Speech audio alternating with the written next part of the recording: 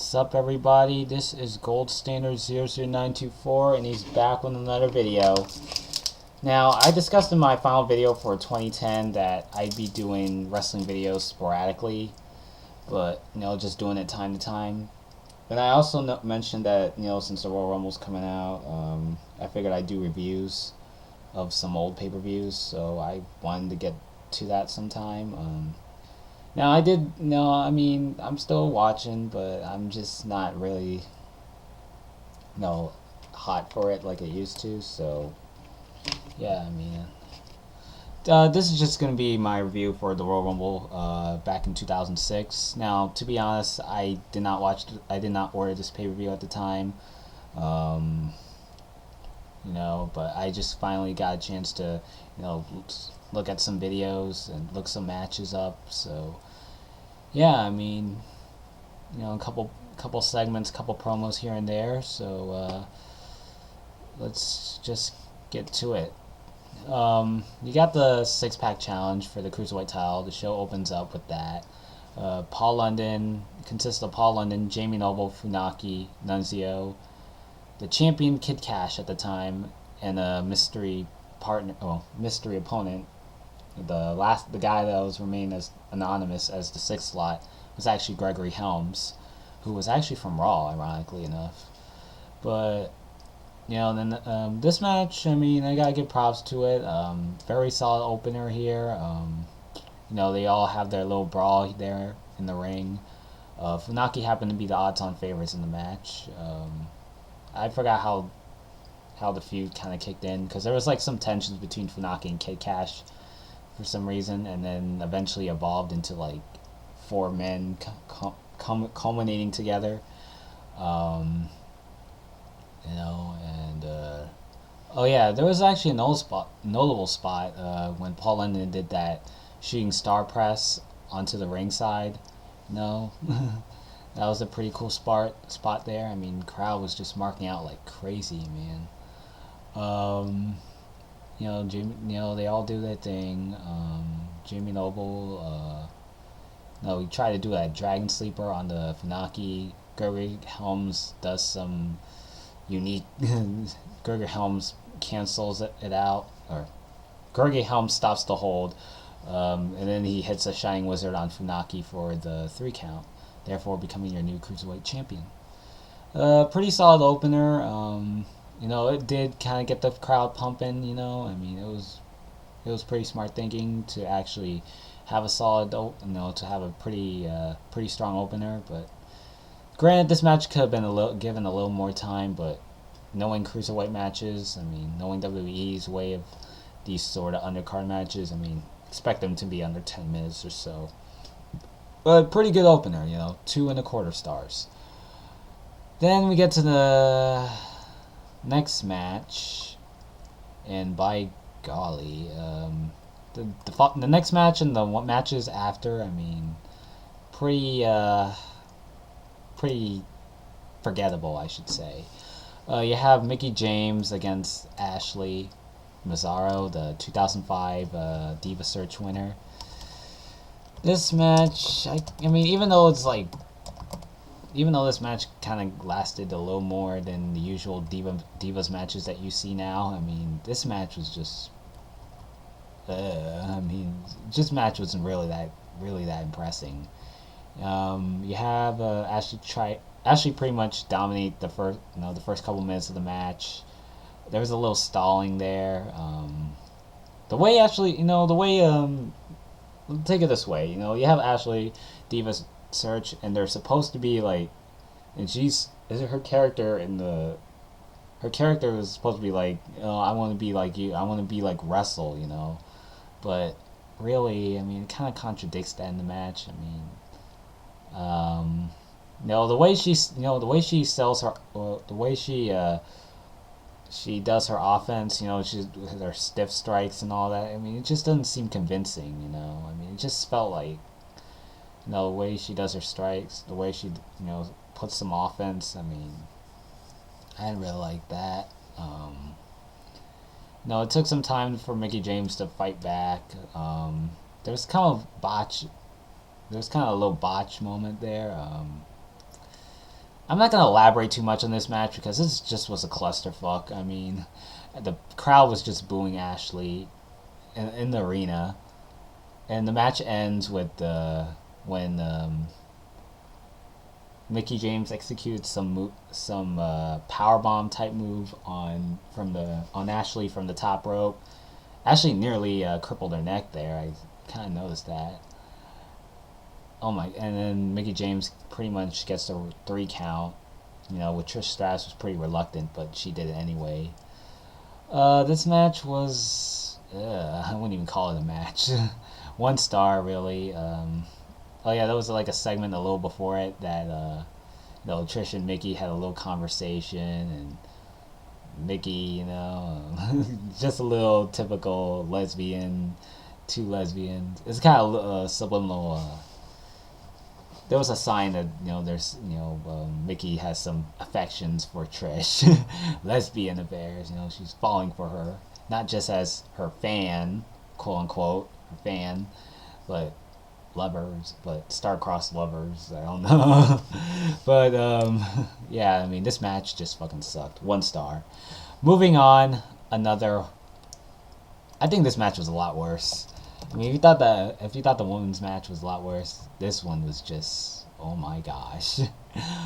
You have JBL. He had a long freaking title reign as WWE champion from June of 2004 to about WrestleMania 21 in April 2005. And he went from that to getting his ass squashed in under a minute or so. Because I wouldn't even call it like a match either. You had like the Boogeyman coming out, and he did his little thing with Jillian Hall, and putting his worms in her mouth. And the build up to the match was just, I mean, they were just trying to hype this match up like some, some must-watch match, must-see match, but oh man, I couldn't take this feud seriously. I couldn't even take the Boogeyman seriously. I thought he was supposed to be like this dark character, but they really dropped the ball on the Boogeyman, really.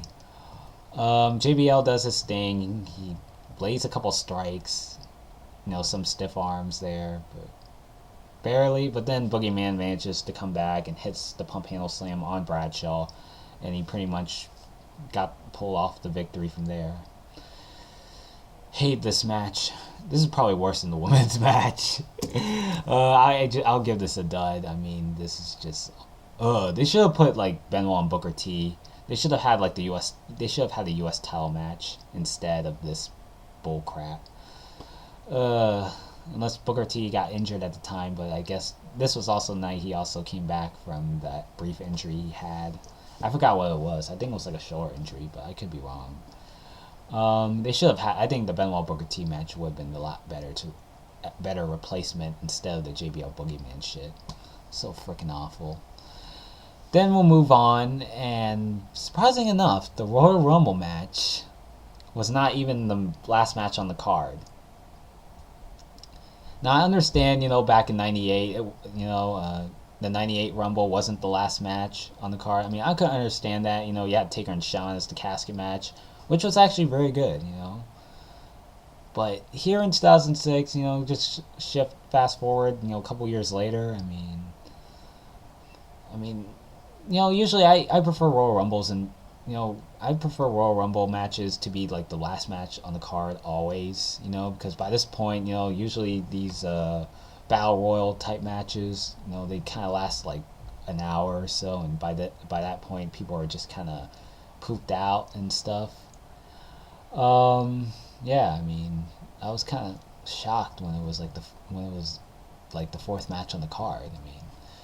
There was like a little segment before that with Triple H and Randy Orton. It's pretty hilarious, and it's kind of pretty true if you think about it. Triple H got the number 1 spot, Randy Orton got the number 30 spot. And it was kind of funny because, Triple H and Orton had a history. Triple H pretty much squashed Orton. A lot of people criticized that. It seemed like to be more of an FU to him. Yeah, this was a pretty cool match. the match kind of starts off pretty big. They Triple H and Rey Mysterio had their battles and stuff like that. Yeah, I mean, it kind of took a couple minutes, like the early half of the Rumble match. The early half of the match, there wasn't really a lot of people in the ring. Thinking of something. Thinking. Oh yeah. All right, back to what I was gonna say. I'm sorry, I kind of lost train of thought there. Yeah, the Royal Rumble match, the early half of the match kind of starts off pretty slow and all that. Triple H and Rey Mysterio eliminate a couple guys. Yeah, the Simon Dean. Of course, I never really cared for Simon Dean. He comes in, he gets all the ass on. Guys like that got eliminated. What else? That's not important. Oh yeah, the Bobby Lashley part. Big Show and Kane coming out. Bobby Lashley dominated Big Show and Kane for a little bit. Bobby Lashley did a back toss on Big Show. Bobby Lashley did a pretty big dominator on Kane. And just like when he was pretty dominant, eventually Show and Kane pretty much dismantle him and eliminate him in the process. What else? There's a lot of stuff that you could really add in this Rumble match. Oh yeah, the return of Goldust. There was like 3 returns, with Goldust, Tatanka, and who was it?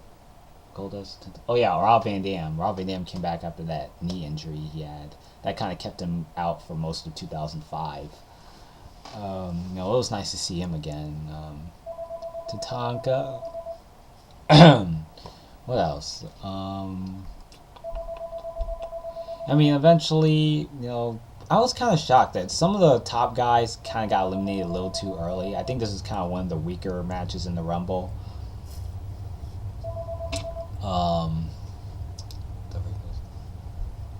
And like Ric Flair was like one of the first 10 combatants and competitors, and eventually got like eliminated pretty early, if not like under a minute or maybe under 5 minutes. He barely lasted in the ring. It was kind of sad, for someone who's like a 16-time world champion and all. To get eliminated like that was kind of a shocker there. I forgot to point that out. Booker T came back, and Booker T, he was the U.S. champion. He got eliminated like under a minute as well. He didn't even last that long either. That was kind of a bit of a disappointment. Of course, Booker T came, dressed in this Harlem Heat type gear, with the long attires as opposed to the trunks that you usually see him wear. What else? Chavo Guerrero kind of got eliminated pretty early as well. And of course, the Rumble match is pretty cool. I think the crowd was kind of really into it, but like I said, it was kind of one of the weaker of the Rumbles, kind of like the weakest of the Rumble matches. But I think the Rumble match is kind of what saved it, kind of saved this pay-per-view a bit. Eventually it kind of comes down between Rey Mysterio and Orton and Triple H and RVD. RVD gets eliminated. Triple H eventually gets eliminated, and it kind of goes down to Mysterio and Orton. And eventually Rey Mysterio does a head scissors on the Orton, kind of throwing him over the top rope. And that has Rey Mysterio becoming your 2006 Royal Rumble winner. Rey Mysterio got pretty much manhandled midway in the match, and apparently won the match. Kind of what you expect, since they were grooming him, with the whole thing with Eddie Guerrero and stuff like that. He had passed away a couple months prior. This was a pretty good Royal Rumble match, but not as good as, like certain other Royal Rumble matches. But I'll give it a pass here. 3.25 stars, really. And next match on the card, you have John Cena versus Edge, WWE Champion Edge. We all know that Edge cashed in his Money in the Bank, and he pretty much speared the hell out of Cena to win his first WWE title. And it's kind of, this match, I was watching it. It just felt like a match that could have been on Raw, really. I mean, it just felt like a Raw quality match, But, Cena had this freaking entrance, some kind of cool ass entrance, or at least that's what WWE seems like they were trying to go for. I don't know what kind of entrance was Cena's. I never understood it since it wasn't clearly WrestleMania that year, that pay per view. Cena and Edge kind of do their thing. I didn't like the whole thing with. I mean, it was still a good match. I mean, you got some normal pacing and all that stuff. Cena and Edge. Cena tried to do a FU. Edge counters in the body scissors, like a sleeper hold. Edge attempts a spear, I believe. Cena moves out of the way, hits Lita, knocking her off the apron. Cena hits the FU. And, of course, he applies the STFU for the win. Now, it was kind of bullshit, personally. I mean, it was a good match, not great, but it just kind of seemed like a solid match. But I think this deserves to be on Raw, really. Cena won back the title. I remember at the time it was like, why did Cena want? I mean, I was kind of sad, kind of disappointed that Edge's first title reign only lasted a couple weeks. I remember getting pissed off at that. Especially like they were really grooming him when he was holding the Money in the Bank briefcase. Edge. And then just having him drop it like in a couple matter of weeks. I mean, I remember that was just kind of like, what the hell, I mean, Cena won back the belt and all, but I don't know. But I guess Cena was like clearly the top guy, so I guess it made sense to have him main event WrestleMania. But it was still a solid match. It was a little disappointing. I think it could have been a lot more, but I guess people kind of got worn out by the Rumble match, which is, like I discussed, that the Rumble match should always be the last match on the card. So I think this might explain, could be a good reason why this match didn't really live up to the hype. I mean, 3 stars. Cena Edge. Cena wins back the title. And then the main event, we got the World Heavyweight title. Mark Henry versus Kurt Angle. Kurt Angle had won the WWE title in the Battle Royal match. Since Batista got injured. Let's see. This match was pretty disappointing, really. I mean, I don't know what to say. I mean, Kurt Angle and Mark Henry do their collar tie lockups. It was kind of like a battle between, the Goliath and the Olympian. This match didn't even get past 10 minutes. I just wasn't really into the pacing of the match. I mean, I can understand Angle was a technical wrestler, but I mean, Mark Henry, he just came back from an injury, and just putting him the title right out of the gate. I can understand they pretty much did this because Batista was injured, and in that cage match, I believe, and Mark Henry pretty much squashed him, kind of took him out, kind of rolled him off TV. And Kurt Angle did like a lot of cheating tactics in the match. I mean, he was supposed to be like the baby face, yet he felt like a heel. He was doing all these heelish tactics, like hitting Henry with a steel chair, even though the ref was out. There was like a ref bump.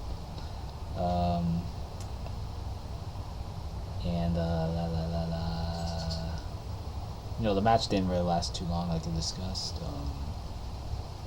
He also used a ring post and used it to his advantage. And Angle pretty much, he pretty much rolled him up. He held the ropes. Referee counts for the 3 count. Angle wins the title. Well, Angle retains the title. Very disappointing match. Like I said, this is a very horrible match. I mean, not a great way to not a great way to end the pay-per-view. I mean, it was just this is a very forgettable feud, very forgettable match.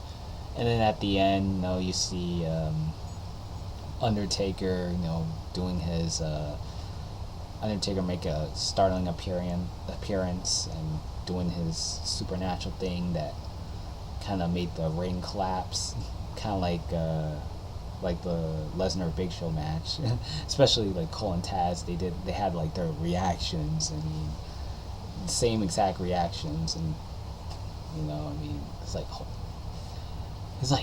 holy shit. Like Taz was like, holy shit. I mean, that was just hilarious there. But this match, I mean, this was very disappointing. 1.5 star. I mean, nothing really to write home about. I mean, seriously. I mean, Kurt Angle did his heelish things. I mean, he could have just laid an angle slam on Mark Henry and he could have won the match. But freaking roll up. I mean, seriously. Didn't like this match. Overall, this pay-per-view gets a 5 out of 10. Very disappointing Rumble pay-per-view. I mean, there's probably a lot worse, but so far this was kind of a downer here. I mean, especially looking at the card. I mean, you got JBL and Boogeyman. I mean, they should have just replaced it with the U.S. title match. I mean, it's just, stupid match. Overall, pay-per-view gets 5 out of 10. Yeah, I mean, so pay-per-view sucked, in my opinion. So that's it for this review. So tell me what you think. Comment, rate, subscribe. But in the meantime, I'm out.